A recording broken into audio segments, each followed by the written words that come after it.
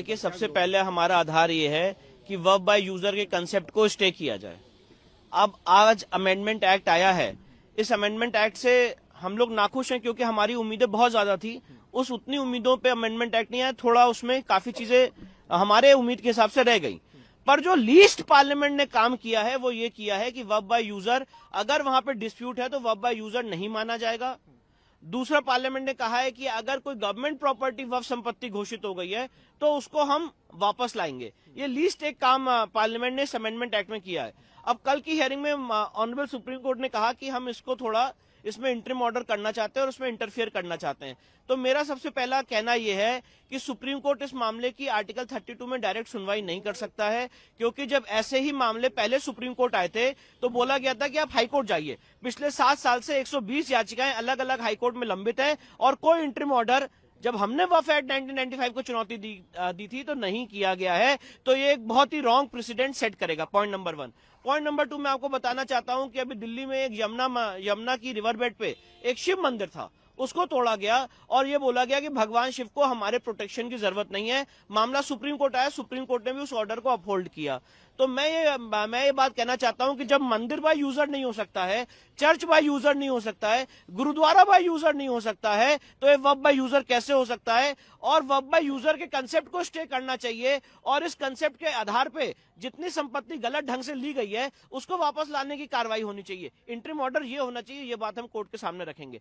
तीसरी सबसे महत्वपूर्ण बात यह है कि वक्फ एक्ट 1995 विद 2025 अमेंडमेंट, ये क्लैरिफिकेशन आना चाहिए कि ये नॉन मुस्लिम्स पे लागू नहीं होता है। मैं इस बात का समर्थन करता हूं कि नॉन मुस्लिम मेंबर्स को वक्फ बोर्ड और वक्फ काउंसिल से हटा दिया जाए, पर साथ में यह भी आना चाहिए कि वक्फ एक्ट 1995 या उसमें की गई कोई भी कार्रवाई नॉन मुस्लिम्स के ऊपर लागू नहीं होती है। आप तो पूरा जो एक्ट है 1995 का उसे ही खत्म करने की कोर्ट से मांग कर रहे हैं। मैंने पूरा एक्ट खत्म करने की मांग नहीं की है। उस एक्ट में अभी भी जो प्रोविजंस हैं, जो रह गए हैं, जो गलत हैं, उसको खत्म करने की मांग की। फॉर एग्जाम्पल, शामलद्दा जो विलेज गांव समाज की संपत्ति मानी जाती है उसको अभी तक नहीं हटाया गया, उसको खत्म करने की मांग की है।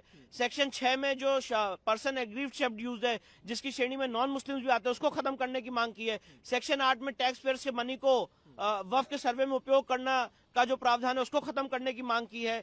सेक्शन आपका 36 जिसमें डबल रजिस्ट्रेशन का प्रोविजन है, कोई अपॉर्चुनिटी ऑफ हियरिंग देने का प्रोविजन नहीं, उसको खत्म करने की मांग की है। सेक्शन 41 में फिर से रजिस्ट्रेशन का प्रोविजन है, उसको खत्म करने की मांग की है। इंक्रोचमेंट हटाने के लिए जो एक स्पेशल पावर दी गई है सेक्शन 52, 53, 54 में, उसको खत्म करने की मांग की है। वक्फ ट्राइब्यूनल को खत्म करने की मांग की है। सेक्शन 89 में वक्फ के खिलाफ केस फाइल करना है तो नोटिस देना पड़ेगा, उसको खत्म करने की मांग की है। सेक्शन 101 में वक्फ को जो पब्लिक सर्वेंट का दर्जा दिया गया है, वक्फ बोर्ड के जितने लोग हैं उनको खत्म करने की मांग की है। तो इन सारे फिर मांगों पे भी सुप्रीम कोर्ट का हमारा निवेदन है, सुनवाई होनी चाहिए और इस पे भी इंटरिम ऑर्डर पास होना चाहिए। सर, कल भी सुप्रीम कोर्ट का रुख था कि एक इंटरिम आदेश जो है जारी कर दिया जाए, तो आज उसे रुकवाने के लिए आपकी क्या मुख्य दलील है? मेरा सबसे पहला कहना यह है कि जब हिंदू समाज का मंदिर तोड़ा जाता है जो पब्लिक लैंड पे होता है, अभी आपने हाल ही में देखा कि दिल्ली में 3 मंदिर जो मयूर विहार फेज 2 में थे, उसको जब तोड़ा जा रहा था सीधे सुप्रीम कोर्ट आए थे तो बोला गया सुप्रीम कोर्ट क्यों आ गए सीधे।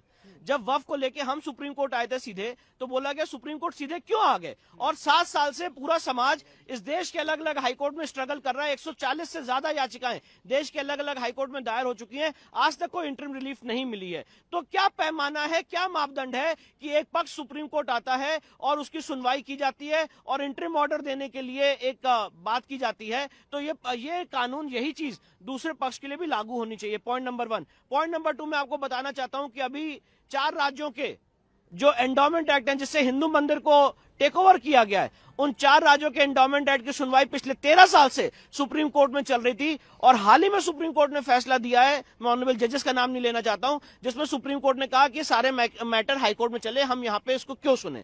तो जो ये एक बात है कि हम यहां पे डायरेक्टली इसको क्यों सुने, ये सवाल इस केस में क्यों नहीं पूछा जा रहा है, ये सारी बातें हम कोर्ट के सामने रखेंगे। तो क्या संभावना यह है कि जो रेलेवेंट हाईकोर्ट है उनके पास भेज दिया जाए? मेरा ये प्रपोजिशन है, मेरा ये सजेशन है कि सारे मामले एक हाईकोर्ट में भेज दिए जाएं और उसकी कॉन्स्टिट्यूशन बेंच बना दी जाए और उसकी 6 महीने के अंदर सुनवाई हो जाए।